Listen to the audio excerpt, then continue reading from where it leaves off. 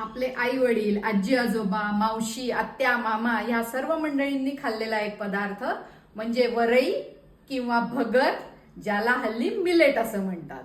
उपासाच्या पदार्थांमधला तब्येतीसाठी सर्वात उत्कृष्ट पदार्थ फोडणीची भगर. एकदम सुटसुटीत रेसिपी आहे, काहीच कॉम्प्लिकेशन नाहीये. ह्या वाटीनी 1 वाटी भगर घेतलेली आहे, निवडून स्वच्छ धुवून घेतलेली आहे. 15-20 मिनिटं ठेवली होती, त्यामुळे कशी फुलली आहे बघा.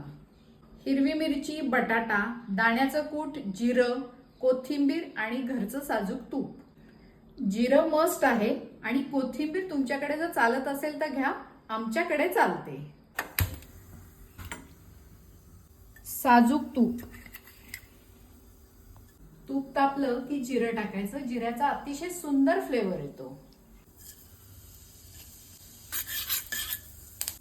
मिरची, बटाटा, साजूक तूप, हिरवी मिरची आणि जिऱ्याचा घमघमाट सुटलाच पाहिजे. 2 ते 3 मिनिटाची वाफ देऊयात.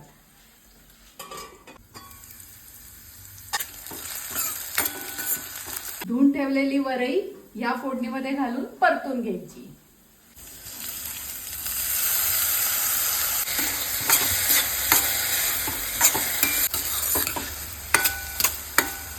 पाणी गरम करत ठेवलेलं तुम्ही बघितलंच आहे.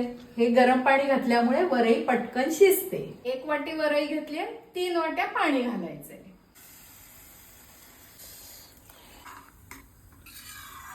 आता वाफ द्यायची. झाकण काढू तेव्हा बघायचंय शिजले का, नाही तर अजून पाणी घालावं लागेल. एकटे राहणारे, हेल्थ कॉन्शियस आणि वयस्कर मंडळी यांच्यासाठी अतिशय बनवायला सोपी रेसिपी आहे आणि हेल्दी सुद्धा.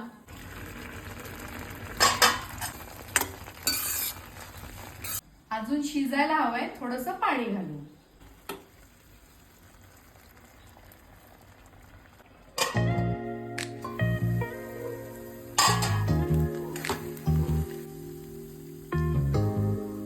भगर शिजलीये. थोडंसं दाण्याचं कूट, चवीनुसार मीठ,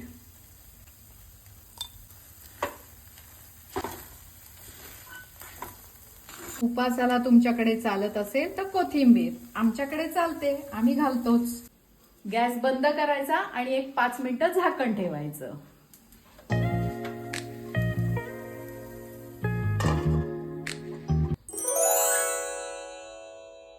फोडणीची भगर, दाण्याच्या कुटाची चटणी आणि एन्जॉय.